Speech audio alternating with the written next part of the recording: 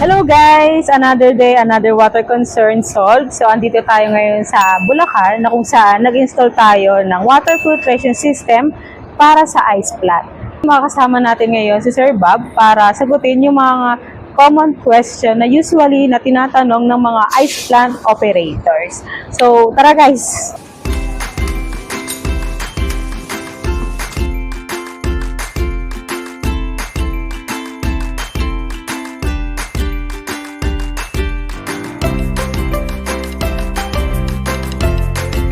So guys, ito yung setup natin para sa ice plant, which is meron tayong 24/72. As you can see, sobrang laki niya.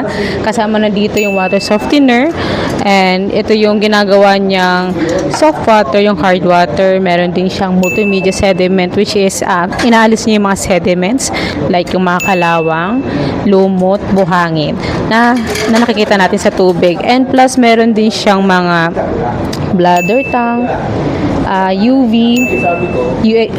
membrane, ito po siya. And plus meron din siyang kasamang 5,000 liters water storage tank, which is dalawa po yung in-install natin dito. So kung kayo po ay isa sa mga machine operator para sa mga industrial like ice plant, ito yung pinaka nire-recommend natin na setup. Kasama natin ngayon si Sir Bob, isa sa water treatment expert dito sa Aqualipure. Bakit importante ang water filtration system? So napaka-importante po ang filtration system natin dito sa ice plant dahil unang-una po ma-i-ensure natin na safe at quality yung tubig na gagawin nating ice. Ang ating yellow na mapuproduce is magiging crystal clear. Ano po? Importante is yung ating mga machine na ginagamit o yung ice plant is nakakatakot po dyan yung scale build up. Na kapag dumaan sa ating filtration system, may iwasan po niya yung scale build up po. So sa system na na-install natin ngayon, Sir Bob, meron po ba kayong idea kung ilang tons ng water ang kayang pinuproduce nito? Yes, ang makina natin ngayon, ang equipment natin ngayon is meron po silang dalawang 60 tons.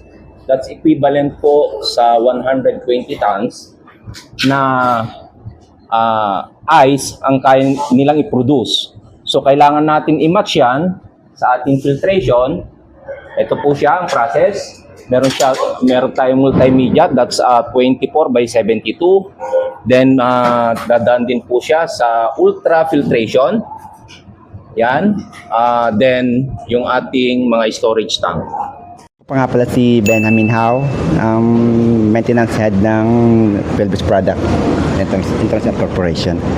So, ang tanong ko po pala sa inyo, Sir, bakit kayo nagpa-install ng water filtration system sa planta po? Actually, requirement talaga ng planta namin na magkaroon ng filtration sa dalawang sa tube ice natin. Kasi po yung tube ice natin, dinideliver natin sa mga food factory. Gagaya ng stretching plant natin, manok, kailangan malinis ang yellow natin. The food yun, malinis talaga dapat. Kasi kinakain natin yung manok dapat malinis tayo doon. So, dapat yung ating tubig na ginamit at ginagawang yellow, dapat filtrated, dapat ganun. So, kaya, isa pa, requirement lang talaga ng manufacturer ng tube ice para ma-prevent natin yung pagdami ng kardis ng tubig para wag masira ang machine natin. Ayun lang, nagkakaroon tayo ng water testing ng monthly just in case na bumagsak. So, gumagawa kami ng proper action just to be sure na ang ating tubig ay basado. And then, pagdating naman doon sa din-deliver namin ng yellow, sila rin nagkakandak ng testing ng tubig. Ganon. Ganun nangyayari po. So, sobrang higpit nyo po pala sa water quality pagdating sa ice plant. Yes, ma'am. So, kailangan talaga maipasan nyo yung tubig. Yes, ma'am. Monthly po yun. Meron kaming water testing na private na kinukuha ang tubig monthly. Sinusure namin ang tubig namin at ang yellow ay malinis. Kaya pa nagpatayo kami ng filtration. Ganito. Another water concern solved. What are you waiting for? On to the next one.